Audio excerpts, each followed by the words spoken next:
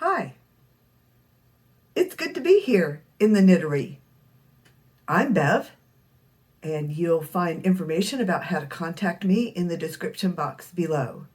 Check that description box for other information about me and Dittmer Knittery and anything I might mention in this podcast that you would need information for. I'll try to put that in the description box for you. I used to say I had a call to teach, but I didn't answer the phone. And sarcastically, I'd follow that with, but well, the call came really late. I said that because I didn't go to college until I was in my 30s. And that's when I first heard the call. I got an English degree, undoubtedly one of the best things I have ever done in my life. But I never taught in a classroom. And after I got the English degree, I started getting paid a lot more for the accounting jobs I was doing. Just because I had a degree, not because I was any better of an accountant for having gotten an English degree. You know I like a good story, especially if I get to tell it.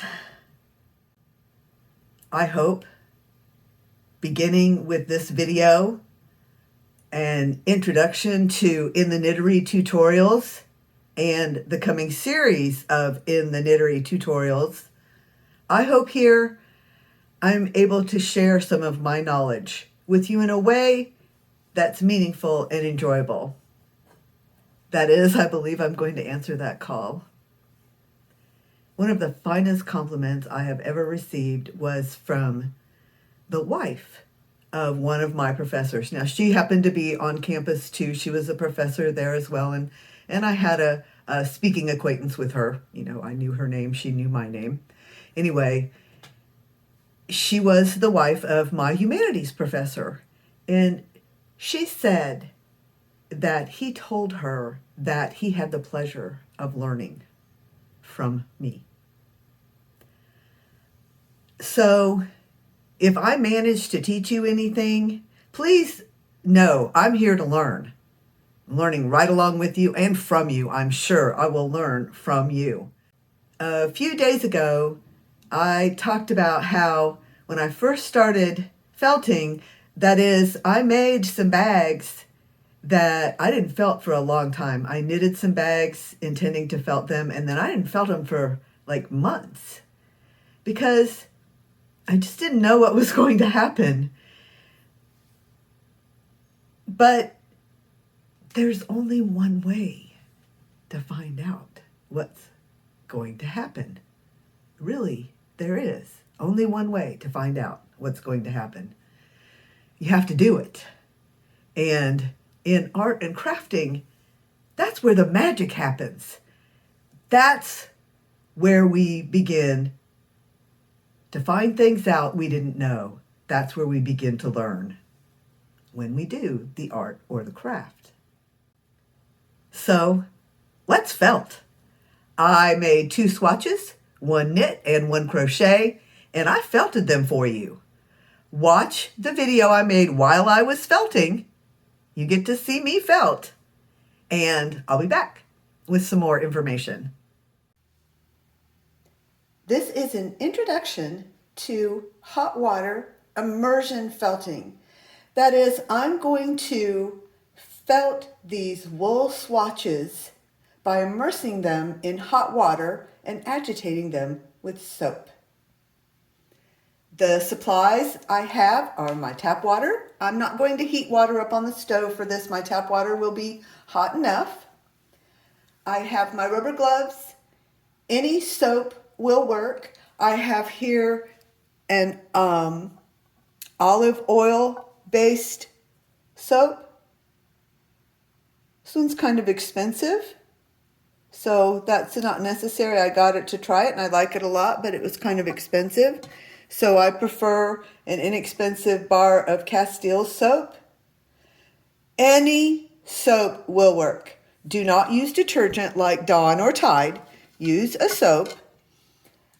Sometimes I pick up like samples of soap from soap makers at the craft mart. But, you know, I wouldn't go to a lot of effort to find a special soap. A soap will do. I used to use the hand soap that we kept in the bathroom. But like I said, it's important that it's soap. Don't use detergent like Dawn or Tide. Liquid soap will work. Like liquid Castile soap will work, but I find it very wasteful because you don't need that much. So when you put the liquid soap in the water, you're really getting more soap than you need, I think. You can use scented or unscented soap. The scent probably will not remain, but it's kind of fun to use a scented soap, and if that's what you find, that's fine. It'll work. You need something to felt in. I have this cooking pot. This is an old giant cooking pot that hasn't been cooked in for many years, and I saw it at our church. I knew they weren't using it, and they let me have it, and I've had it for many years. Look at this old giant cooking pot. It has served its duty. It is now a giant felting pot. No longer has any kitchen duties. So I'm going to get my water hot. My tap water gets quite warm. Oh, the other things I have a bucket to put my wastewater in. I have some old clean towels to wrap the wet swatches in. And for the final rinse, you like to have a splash of white vinegar. It's not necessary for a swatch, but for a project that you're going to make and use and keep, you'll want to rinse with a splash of white vinegar to return the fibers as close to you can to their natural state after we put them through the felting. So the first thing we do is put the items here in the pot. And we're going to add some hot water.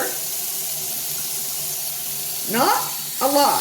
You don't want to fill the pot because you don't want so much water that you are diluting your soap. So I'm going to put my rubber gloves on. Sorry about that, because often the water is too hot to work without rubber gloves. See if I can get this pot where you can see what's going on in there a little bit better. There we go.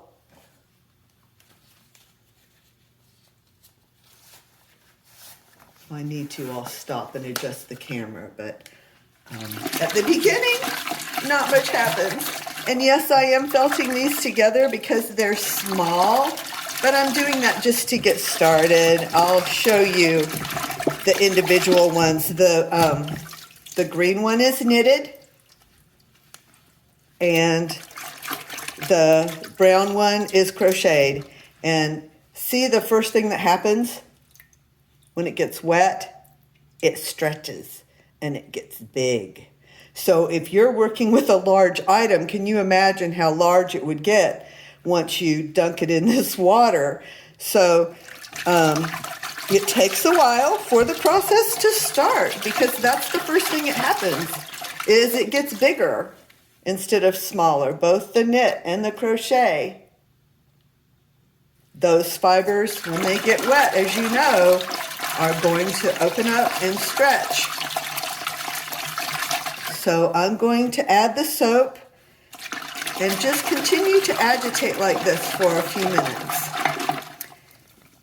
I'll mention that if you are felting a piece, a bag, this first few minutes, the first 15, 20, 30 minutes, you might not want to agitate this hard. You might go a little more slowly so you can watch what's happening. Avoid stretching it if you can. Pick it up carefully and avoid stretching it if you can, so those fibers begin to open and shrink and cling to each other. So here we are, just a few minutes in, and I can see changes in these fibers. Look at that fuzziness.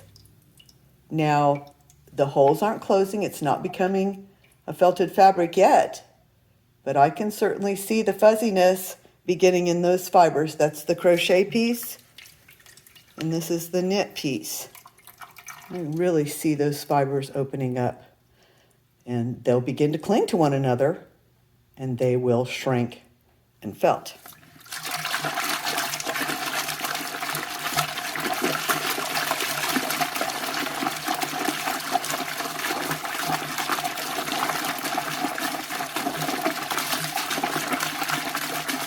Kind of like watching your washing machine operate, isn't it? That's the kind of agitation.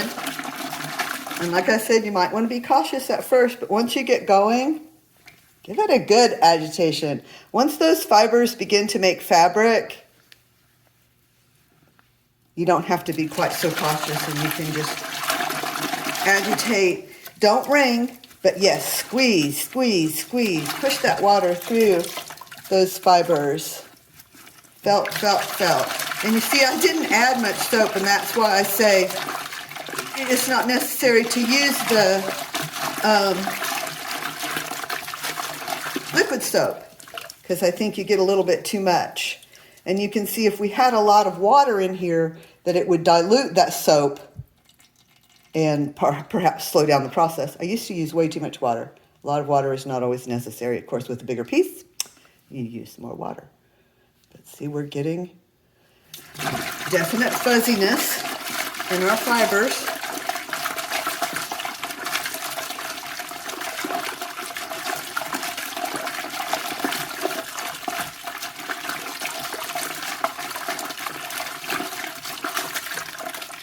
Now I'm going to set aside the crochet piece and continue with the knit piece, so that we can watch them one at a time and see how they felt a little bit differently, because you can see the knitted piece is already beginning to felt, and the crochet one is a little bit behind on that.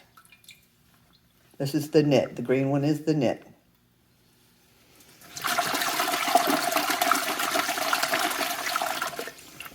Can apply a little soap directly to it. Squeeze, squeeze, squeeze.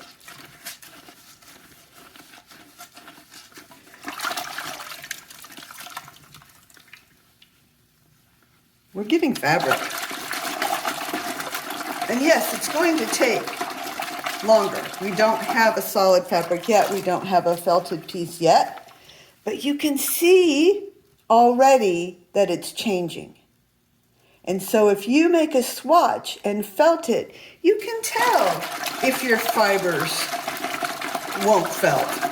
At this point, if your knitting or crochet is still showing those open stitches and stretching, it may not felt. You know, continue for a while. Don't give up. Continue. And you can see this knitted piece has shrunk more in this direction, up and down, than it has from side to side. Shrinks about 35% up and down and about 21% from side to side. Those are estimates based on some recent measurements I did. I haven't always measured my things and kept track of that, but I wanted to do it for you, so I can give you some idea, because as I said in one of my other videos, something that kept me felting for a while was not having any understanding of what was going to happen. So I hope this is helping you understand what's going to happen. And I am just going to agitate, agitate, agitate for a few minutes here, and hopefully show you something that's beginning to look more like fabric. Now, if I had a larger piece and my water got cooled off, I would dump some of the cool water into the waste bucket and add more hot water. But for this small piece, I don't think it's necessary for me to add more hot water at this point. I probably will, but not yet. We're getting felt.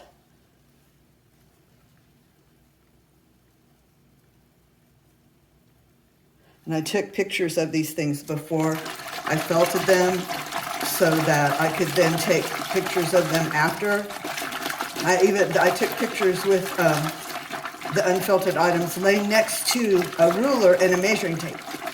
So then afterwards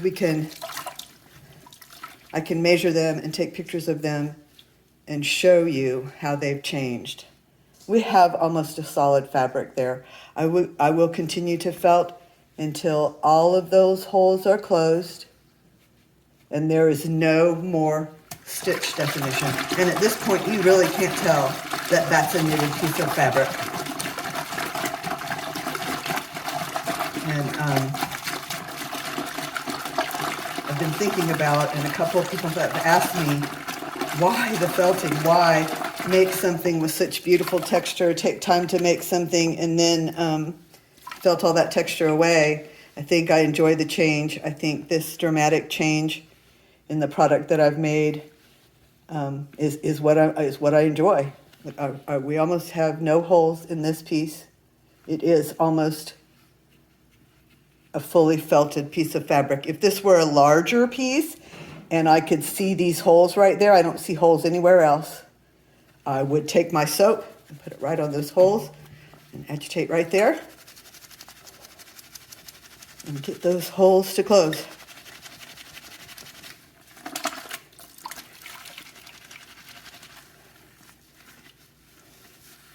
And as your piece nears completion, you absolutely may felt it this aggressively.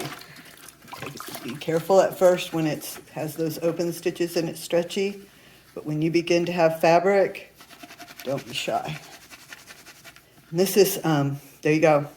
My holes are almost closed because I did that little extra felting right there where it was showing like it was open. And see, the shape of this swatch is not square or rectangular like it started.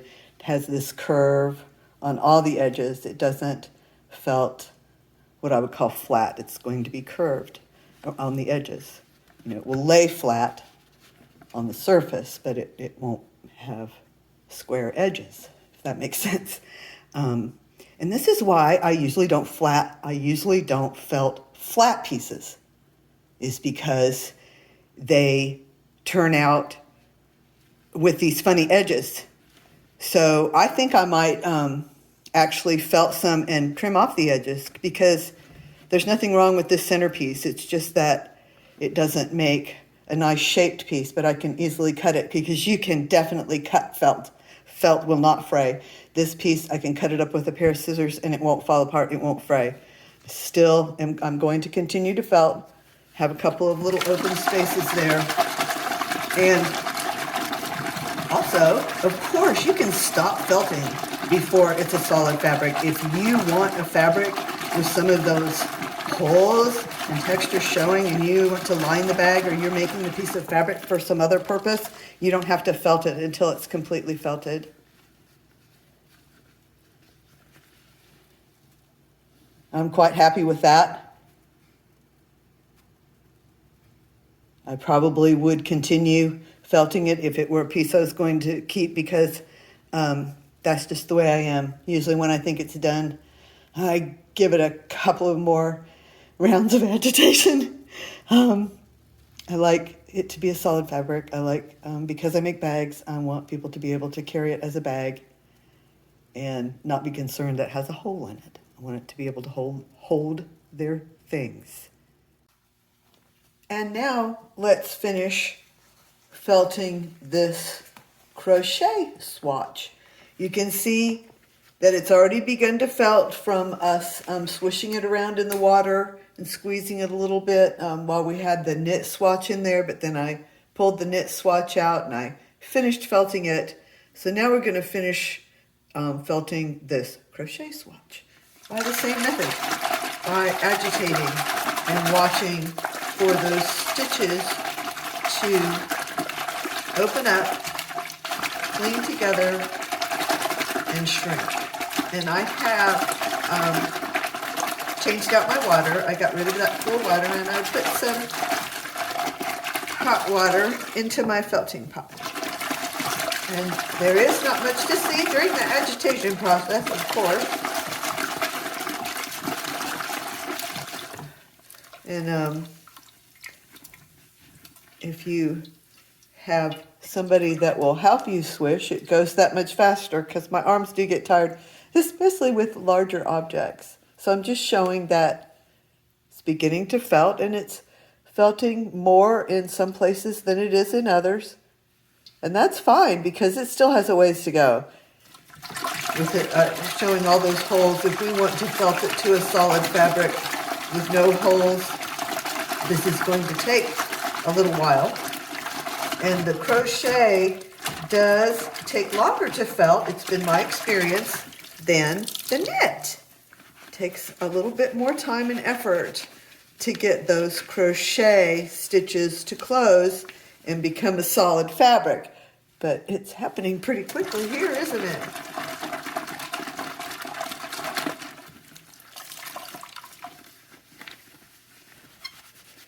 And you see I added some soap directly to the swatch and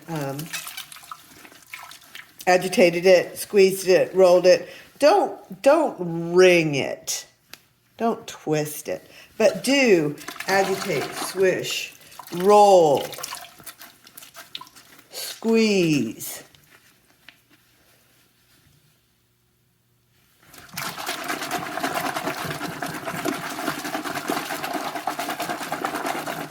It's kind of fun doing these small pieces and watching it happen so quickly. And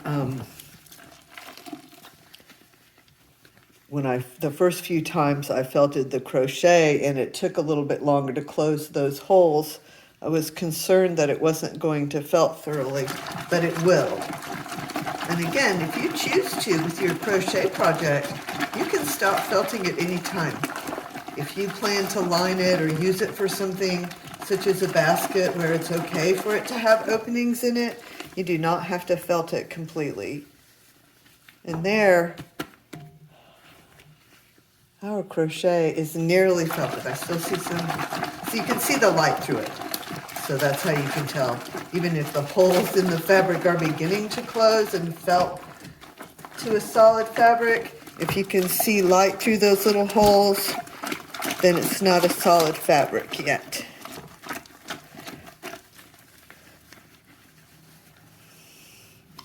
Eventually my rubber gloves do wear out. I go through several pair in a year because I work them so hard, and when they begin to leak and then the hot water actually gets on my hands, then I get a new pair.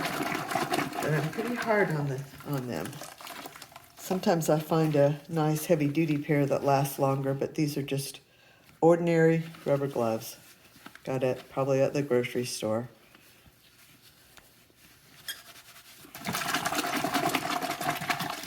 So you can see that 100% will felt. And depending on the size of your project, it can take 15, 20, 30 minutes, or a very large project can take a couple of hours, which of course, rest. Don't try to do it all at once. It's perfectly fine to leave your piece laying there. I would leave it, I wouldn't leave it in the water, but no harm done to leave your piece laying while you rest. Leave it up to a day. It's not going to hurt anything for your piece to rest. You can lay it on a towel, you can leave it like this. But then when you're ready to continue, you have more energy, you can finish if need be. This was an introduction to hot water immersion felting using 100% wool. I felted a knit swatch and I felted a crochet swatch. Here I have the before and after photos of both the knitted swatch and the crocheted swatch.